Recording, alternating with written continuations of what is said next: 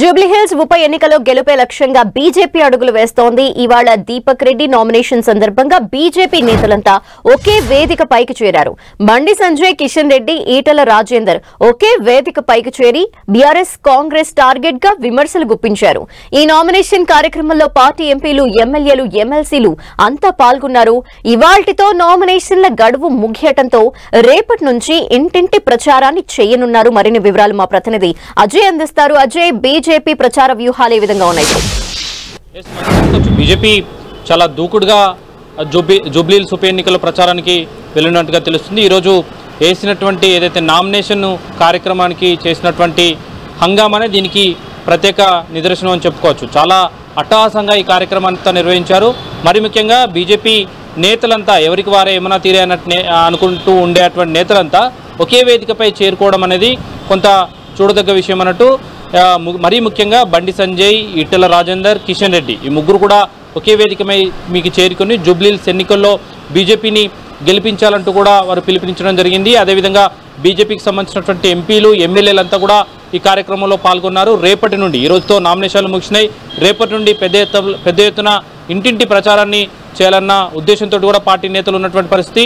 అయితే జూబ్లీహిల్స్ ఉప ఎన్నికల్లో 3 అంశాలను పబ్లిక్లోకి తీసుకెళ్లాలన్న లక్ష్యంతో బీజేపీకి ఉన్నట్టుగా తెలుస్తుంది. మరీ ప్రధానంగా ఈరోజు నేతల స్పీచ్ను బట్టి చూస్తే, నేతలు మాట్లాడినటువంటి మాటలు, వారు చేసినటువంటి వ్యాఖ్యలను బట్టి చూస్తే 3 అంశాలను వాళ్ళు ప్రధానంగా ప్రజల్లోకి తీసుకెళ్లాలన్న లక్ష్యాన్ని పెట్టుకున్నట్టుగా అయితే తెలుస్తుంది. అందులో కాంగ్రెస్, బీఆర్ఎస్ రెండు ఒకటే అన్న అంశాన్ని ఎస్టాబ్లిష్ చేయడం, అదేవిధంగా ఎంఐఎం అభ్యర్థి కాంగ్రెస్ తరఫున పోటీ చేస్తానన్న అంశాన్ని పబ్లిక్లోకి తీసుకెళ్లడం, ఈ రెండింటితో పాటు బీజేపీ వలనే అభివృద్ధి సాధ్యం, కేంద్రంలో నరేంద్ర మోడీ నాయకత్వంలో జరుగుతున్నటువంటి పనులు, వాటిని కంటిన్యూషన్గా కేంద్ర మంత్రిగా ఉన్నటువంటి కిషన్ రెడ్డి జూబ్లీహిల్స్కి చేస్తున్నటువంటి అభివృద్ధి, వీటినన్నింటినీ పబ్లిక్లోకి తీసుకెళ్లాలన్న లక్ష్యంతో కూడా బీజేపీ ఉన్నట్టుగా తెలుస్తుంది. అయితే ఇటు కాంగ్రెస్, బీఆర్ఎస్ ఒకటే అనే అంశాన్ని పబ్లిక్లోకి తీసుకెళ్లడం ద్వారా ఈ గత ప్రభుత్వానికి ఈ ప్రభుత్వానికి పెద్ద తేడా లేదు, ప్రజలకు ఒరిగినటువంటి పెద్దగా అభివృద్ధి ఏం లేదు అనేది ప్రచారం చేయనున్నారు. రెండు ఒకటిగా కలిసి అనేక అంశాలను, ఇటు కాళేశ్వరం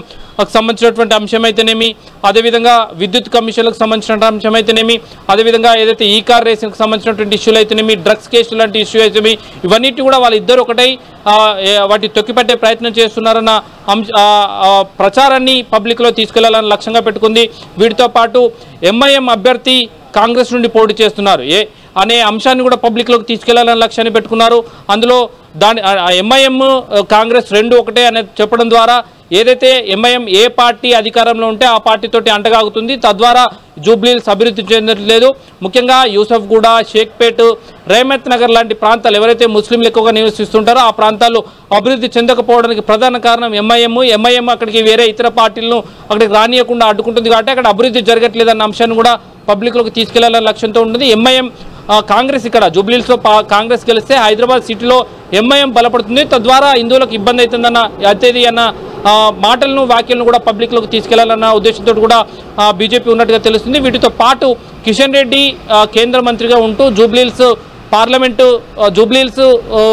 అసెంబ్లీ నియోజకవర్గం సికింద్రాబాద్ పార్లమెంట్ పరిధిలోకి వస్తుంది కాబట్టి ఆయన స్వయంగా ఎంపీగా ఉండి కేంద్ర మంత్రిగా ఉండి తీసుకొస్తున్నటువంటి నిధులు, చేస్తున్నటువంటి కార్యక్రమాలు, మరీ ముఖ్యంగా బస్సులలో వాటర్ కోసం వేస్తున్నటువంటి పవర్ బోర్డులు అయితేనేమి, అక్కడ కన్స్ట్రక్షన్ చేస్తున్నటువంటి కమ్యూనిటీ హాల్ అయితేనేమి, అదేవిధంగా ప్రతి స్కూల్లో ఆయన చేస్తున్నటువంటి అభివృద్ధి కార్యక్రమాలు, మరీ ముఖ్యంగా అక్కడ టాయిలెట్ల కోసం, స్వచ్ఛ భారత్ కోసం, స్కూల్స్ కార్యక్రమాన్ని కూడా ఆయన మొదలుపెట్టడం జరిగింది. ఇవన్నీ కూడా బీజేపీకి అనుకూలిస్తాయి. అంతర్గతంగా వేస్తున్నటువంటి రోడ్లు, మరీ ముఖ్యంగా దిశ కమిటీ ద్వారా చేస్తున్నటువంటి డెవలప్మెంట్ కమిటీలకు సంబంధించినటువంటి మానిటరింగ్, ఇవన్నీ కూడా మాకు గెలిచేందుకు అవకాశం కల్పిస్తుందంటూ కూడా బీజేపీ నేతలు అయితే చెప్తున్నటువంటి పరిస్థితి కనబడుతుంది. 3 అంశాలను పబ్లిక్లోకి తీసుకెళ్లడం ద్వారా జూబ్లీహిల్స్లో విజయం సాధించాలన్నటువంటి ఉద్దేశంతో బీజేపీ ఉన్నట్టుగా తెలుస్తుంది. Okay, thank you Ajay.